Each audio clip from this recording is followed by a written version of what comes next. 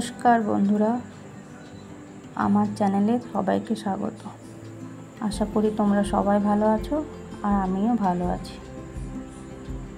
ছেলে এখন সকালে টিউশন গেল আর সকালবেলা এখন একটু চা নিয়ে বসবো। সকালবেলায় আমার লাল চাটা খুব একটা ভালো লাগে না। সকালে একটু একবেলায় আমি চা খাই, দুবেলা খাই না। বিকেল দিকে চায়ের অতটা নেশা নেই যে চা খেতে হবে, তাই সকালে একটু দুধ চাটা হলে খুবই ভালো লাগে। সকালে একটু দুধ চা খেয়ে নিলাম। আর চা আমরা বাটিতেই খাই, বেশিরভাগ কাপে খাই না। আর এদিকে সকালে একটু হাসি মজা হয়ে গেল আর কি, বরের সাথে কথা বলতে বলতে। তো আর হাসি মজা করলে বসে থাকলে তো আর হবে না, বাড়ির সমস্ত বাসি কাজ বাজ সবটাই আছে পড়ে। তো তাই কাজে লেগে পড়লাম তাড়াতাড়ি করে। ওদিকে ছেলের প্যান্টটা ছিল স্কুলের, নোংরা হয়েছে, সাদা প্যান্ট তো তাই খুব নোংরা হয়, ওটা কাচার জন্য নিলাম আর কি। আর এদিকে বাসি সকালে বাসনগুলো বেশি থাকে না, কয়েকটা থাকে। আর সকালে চাটা সবাই খাওয়া হয়, তারপরে বাসনগুলো একবারে সব ধুয়ে নিই। আগে বাইরেই ধুতাম, কিন্তু এখন সিঙ্কেই ধুই। এই বর্ষাকালের দিনে তো আরও অসুবিধা, বাসনগুলো সব নিয়ে যাব, কখন বৃষ্টি আসে কখন না, আবার নিয়ে এসো, বসে থেকো বৃষ্টি ছাড়ার অপেক্ষায়। তাই সব সিঙ্কেই ধুয়ে নিই, সব ধুয়ে টুয়ে পরিষ্কার করে। আর এখন সিঙ্কটাও একটু ধুয়ে নেব, তারপর যাব স্নান করতে। বাসনগুলো সব ধোয়া হয়ে গেল, এবার সিঙ্কটা একটু মেজে নিলাম পরিষ্কার করে। আর এখন স্নান করতে যাব। তো তোমরা দেখতে থাকো পুরো ব্লগটা। আর কীরকম লাগছে তোমাদের ব্লগটা একটু কমেন্ট করে জানিও।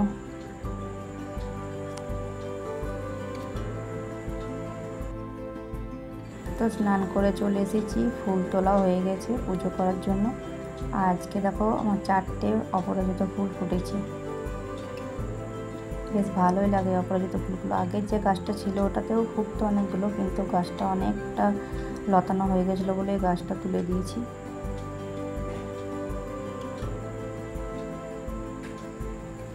আর এখন রান্নাঘরে চলে এসেছি, একটু ডাল বসিয়ে দিচ্ছি। ডালটা বসানো হয়ে গেলে জলখাবারটা খেয়ে নেব। আর এই তেলের ইয়েটা না, এইটা খুব শখ করে কিনেছিলাম, ছোট্ট মতো কি সুন্দর, কিন্তু বাড়ি এসে যখন তেল ঢাললাম দেখছি এইভাবে তেল পড়ছে। কেন জানি না কেন এরকমটা হচ্ছে, তার জন্য একটা বাটি রাখতে হয়েছে। বাটিটা তো কিছুটা তেল পড়ে যায়, দেখতে সুন্দর, কিন্তু এইরকম যে হবে সেটা ভাবতে পারিনি। আর আজকে শনিবার, তো নিরামিষ শনিবারে খাই না, তাই একটু ক্যাপসিকামগুলো ছিল সেটা একটু ভাজবো আর একটু সয়াবিনের তরকারি করব। আর ডাল তো করেছি, ডাল ভাত হয়ে গেছে, এখন একটু করে নেব। আর ওদিকে মেঘ সাজছে, মেঘের জন্য মানে বৃষ্টির জন্য সবসময় রেডি হয়ে থাকতে হয়, কখন বৃষ্টি আসে আর কখন কাপড়গুলো আনতে যেতে হবে দৌড়ে। এর মধ্যে দৌড়ে গিয়ে একবার কাপড়গুলো না সব রেখে এলাম, ফেলে এলাম আর কি ছাদে। আবার যদি রৌদ্র দেয় তাহলে আবার মিলে আসবো। আর ওইদিকে আমার বর খাবার খাচ্ছে, আর মনে পড়লো যে আমগুলো আছে, আমগুলো কেটে দিয়ে। আর এই কয়েকটা বার আমরাও নিয়ে এলো আজকে। আমার এসব আমড়া টামড়া এত ভালো লাগে না, তো নিয়ে এসেছে, এখন ওর জন্য করে দেবো আবার কালকে। আর জানো বন্ধুরা, এই আমগুলো আছে না একদম টাটকা, মানে গাছের আর কি, গাছ থেকে পেড়ে আনা। আমার বর আগে ব্যবসা করতো, তো সেই সূত্রে অনেকজনের সাথে পরিচয় আছে। আর এখনও একটা দোকানে যাই, মানে অফ টাইমে, তো সেইখানে মাল জিনিসপত্র মানে হোম ডেলিভারি করার জন্য যাই মুদিখানা দোকানে। তো তাদের বাড়িতে একজন গাছ আছে, তো সে এইগুলো কয়েকটা আমগুলো দিয়েছে। ওদের বাড়িতে পাড়ার মতো কেউ নেই, তো কয়েকটা পেড়ে দিয়েছে ওদেরকে, তো ওদের অনেকগুলো হয়েছে, কয়েকটা খাওয়ার জন্য দিল আমাদেরকেও। আর এই যে বৃষ্টি চলছে, এদিকে ঝমঝম করে বৃষ্টি পড়ছে। তো চলো ব্লগটা দেখতে থাকো, ভালো লাগলে লাইক করো, কমেন্ট করো, শেয়ার করো আর সাবস্ক্রাইব করো। আর এখন যাচ্ছি একটু ছাদে, বৃষ্টিটা ছেড়েছে, এখন যাই গিয়ে এগুলো সব রোদে আবার দিয়ে আসি। আসলে ঘরের মধ্যে মিলতে মানে মেলা থেকে মনে হয় যতটুকু শুকায় বাইরে ততটুকুই ভালো। আর বৃষ্টির দিনে এইসব কাপড় ভিজে গেলে না ঘরে মিললে একটা বাজে গন্ধও আসে। তো তাই যতটুকু সব মানে পারি ততটুকু মনে হয় যে রোদ দিয়েছি তো একটু বাইরে মিলে দিই। আর তারপর তো না হলে না সকালে ঘরে আছি, ঘরে মিলতে হবে, কিছু করার নেই। একটু হালকা শুকিয়ে গেলে ভালো হয়। এই যে রোদ দিয়েছে একটু, সূর্যি মামা উঠেছে। তো এখন একটু শুয়েছিলাম, কিন্তু বাইরে বৃষ্টি শুরু হয়ে গেছে। এখন 4:30 বাজে বিকেলবেলা। এখন আবার বৃষ্টি শুরু হওয়ার জন্য আবার আমাকে কাপড়গুলো আনতে যেতে হলো। এই হয়েছে এক জ্বালা। এখানে এখন মিলিয়ে দিয়ে একটু শুকাবে এগুলো সব। আসলে সিঁড়িটাতে মানে সিঁড়ির যে ঘরটা আছে ওইখানে অনেকটা জায়গা আছে, কিন্তু ওইখানে মিলতে পারি না এই কারণে যেহেতু বৃষ্টি পড়ে। তোমরা দেখেছো যে ওইখানে বৃষ্টি পড়ে, সেই বৃষ্টির কারণে আমি আর ওখানে মিলতে পারি না। এখানটা তো ফুল হয়ে গেল, এবারে দেখি মনে হচ্ছে ভেতরে একটা তার টাঙাতে হবে, ওখানে আবার মিলতে হবে সব।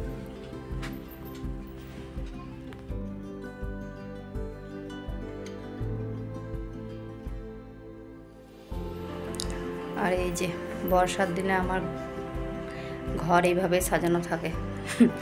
তোমরা দেখে নাও যে বর্ষার দিনে আমার ঘরটা কীরকমভাবে আমি সাজিয়ে রাখি। কি করবো, বৃষ্টির কারণে এভাবেই আমাকে সাজাতে হয়।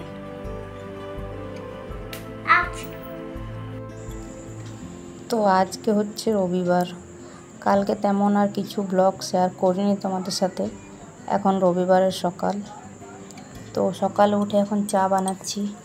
আর উঠেছি আমি ভোরে উঠেছিলাম, ভোরে কাজে গেছে ভোর 5টায়। তো অত ভোরে উঠে তো আমার কিছু কাজ নেই, তো আজকে তো আর স্কুল টিউশন নেই ছেলে মেয়েদের। সকালে আবার একটু শুয়ে দিয়েছিলাম, তারপর উঠলাম ওই 7টার সময়।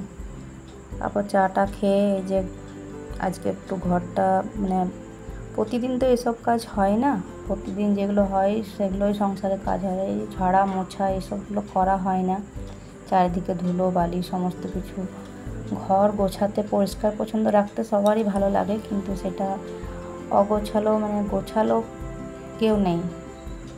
বাড়িতে 4টে মানুষের মধ্যে অগোছালো সবাই, 3জন অগোছালো, 1জন গোছাবে, তাহলে কি সম্ভব? তোমরাই বলো। যতটুকু পারি চেষ্টা করি গুছিয়ে রাখার, কিন্তু গোছানো থাকলে তাহলে তো দেখো ফ্রিজের ওপরটার অবস্থা দেখো কী করেছে। ফ্রিজটার ওপরটায় যত ঘড়ি, মোবাইলের কভার, বোরোলিন, এটা ওটা যা পেরেছে সমস্তটা ফ্রিজের উপরে। এইখানটা একটু পরিষ্কার করে নিই। আর এদিকে ছাতাটা আমার আছে, এই ছাতাটা আমার বোন আমাকে দিয়েছিল। ও একটা জায়গা গেছিলো বাইরে, ওখান থেকে এনে দিয়েছে, সবার জন্য একটা করে নিয়ে এসেছিলো ছাতাটা। আর সেদিনকে আমার বর কী করতে গিয়ে কি জানি ছাতাটার এইখানে যে টাঙানোটা থাকে ওখানে টাঙানোই ছিল জলোয়ে, কিন্তু ছেড়ে গেল সুতোটা। মেয়েকে যখন আনতে যাই স্কুল তখন ছাতাটা আমার লাগে, নিয়ে যাই। আর পরিষ্কার করে ফ্রিজটাও একটু মুছে নিলাম। পরিষ্কার করতে বেশ ভালোই লাগে, কিন্তু এটা থাকে না বেশিক্ষণ, আবার কিছুক্ষণ পরে হয়তো আবার খারাপ করে দেবে। বিছানার চাদর যেমন টান করে রাখতে ভালো লাগে, কিন্তু কিছুক্ষণ পরেই সব খারাপ করে দেবে। আর এই যে ছেলে এখন ঘুম থেকে উঠলো, এখন ঘুম থেকে উঠে এখন যা গেল মুখ ধুতে, তারপর চাটা খাবে, তারপর আবার ওইদিকে কাজগুলো করবো। তাকে এইগুলো ভাবলাম পরিষ্কার করে নিই, তারপরে ওইদিকে করবো। তোমরা হয়তো ভাবছো আমি 2 দিনের ব্লগ একসাথে কেন দিলাম। আসলে কি হয়েছে জানো, মঙ্গলবার না বুধবার দিন আমি একটা ব্লগ রেডি করে রেখেছিলাম সমস্ত কিছু করে, শুধু মানে দেওয়ার জন্য, এবার পোস্ট করার জন্য যাচ্ছিলাম আর কি। আর দেখি গিয়ে যে ব্লগটা নেই, মনটা একটু খারাপ হয়ে গেল ঠিকই, যে রেডি করে রাখলাম কিন্তু কি হলো। তারপর হঠাৎ দেখি অতটা খেয়াল করিনি, কোন ডিলিট করতে যেয়ে কিছু ভিডিও ওটাও ডিলিট হয়ে গেছে। অনেক চেষ্টা করলাম যে এত সময় ধরে এডিট করলাম, তো খুঁজে আর পেলাম না কিছুতে। তো তার জন্য সেদিনকে আর ব্লগটা দেওয়া হয়নি বলে তোমাদের কাছে আমি মানে প্রতিদিনেরটা পরপর দিতে পারছি না, মানে একদিন লেট হয়ে যাচ্ছে দিতে। তো তাই ভাবলাম যে আজকে দুদিনের ব্লগটা একসাথে দিয়ে দিই, ছোট ছোট করে, মানে দুদিনে ছোট ছোট করে একবারে একটু বড় হয়ে গেল আজকে। তারপরে কালকে থেকে তোমাদের তাহলে ঠিক মতো হবে ব্লগগুলো দেওয়া। আর এখন ঝুলগুলোও খুব হয়েছে ঘরে, একটু ঝুলটা ঝেড়ে নিয়েছি। তার সাথে মাকড়সাও তো প্রচুর থাকে, আসলে রোডের উপরে ঘর তো প্রচণ্ড ধুলোবালি আসে। যদিও আমাদের কয়লার আগুনে রান্না হয় না, গ্যাসে হয়, তারপরেও মানে এত ধুলোবালি নোংরা, আর পরিষ্কার করে একটু রাখতে ভালোই লাগে। আবার আমার বরকে যদি বলি যে ঘরটা একটু গুছিয়ে রাখতে বাগিয়ে, তো ও তো যেখানে সেখানে জামা প্যান্ট যা কিছু পারবে যেখানে পারবে সেখানেই খুলে রেখে দেবে। আর যদি বলি যে বাগিয়ে রাখতে গুছিয়ে রাখতে বলবে, আমি বলি যে কেউ যদি চলে আসে লোকে কী বলবে দেখে, যে ভোটারই দোষ দেবে সবাই, যে কিছুই করে না, হয়তো সারাদিন ঘরে ঘুমায়। তো বলবে যে কে আসে আমাদের ঘরে, মানে হ্যাঁ সেটাও ঠিক, কেউই তো আসে না আমাদের ঘরে। মানে কি বলবো, সব প্রশ্নের উত্তর যেমন মুখে লেগে আছে। আর এখন ঘরটাও মুছে নেব, সমস্ত কাজ বাজ হয়ে গেছে। চুলটাও একটু ঠিকঠাক করে নিলাম, স্নান করতে যাওয়ার আগে একটু চুলটা বেঁধে নিই উপর করে, কেননা ভিজে যাবে তাই জন্য।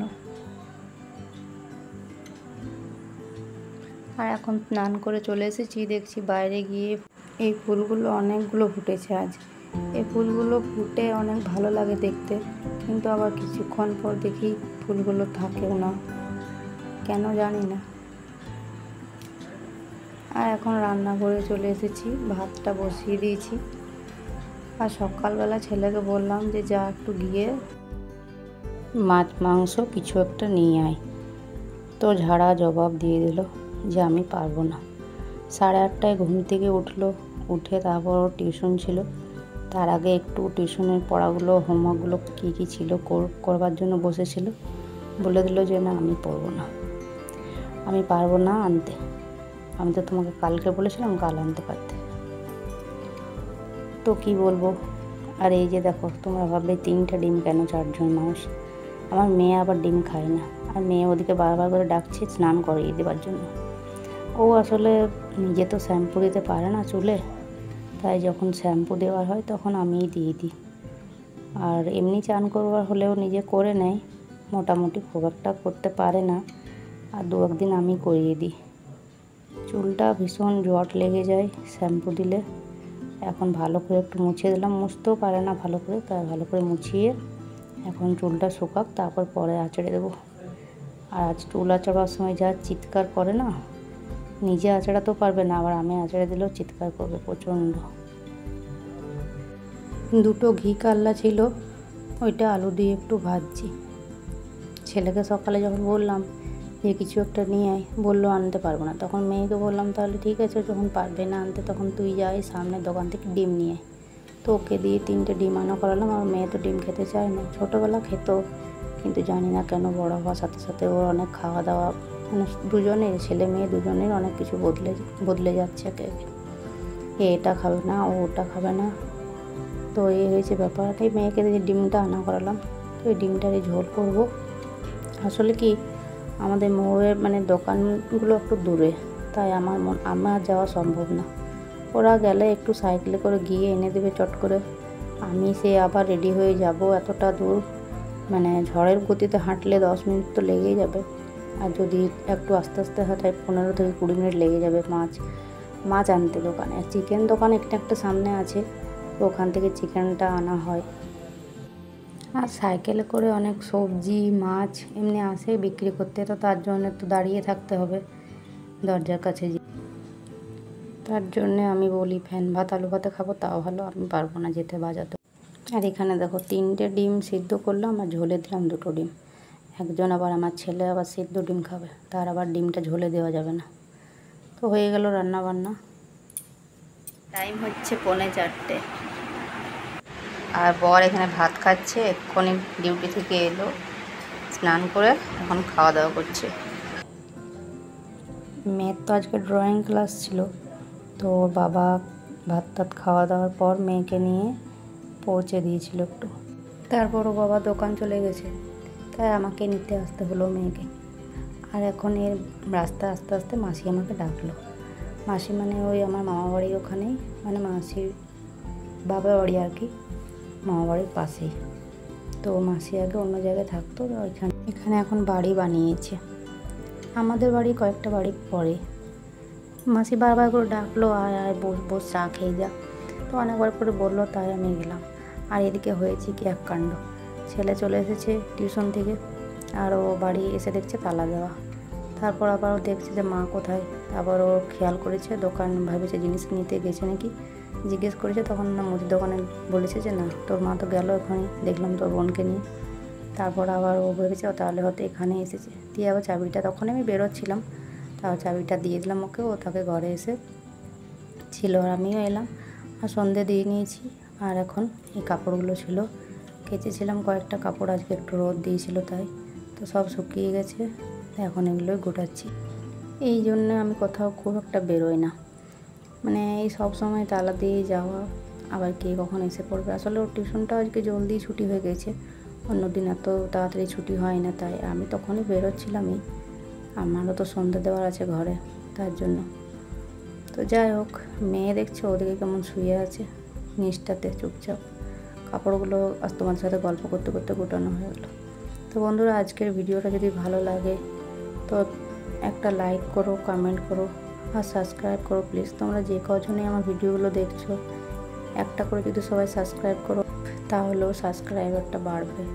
সাবস্ক্রাইবার দেখছি এক জায়গাতে দাঁড়িয়ে আছে। তো যাক, চেষ্টা আমি এখন করে যাব, কতদিনে দেখি তোমাদের সাপোর্ট পাই, ভালোবাসা পাই। তো আজকের মতো ব্লগটা এখানেই শেষ করছি। তোমরা সবাই ভালো থেকো, পরে একটা নতুন ব্লগ নিয়ে আসবো।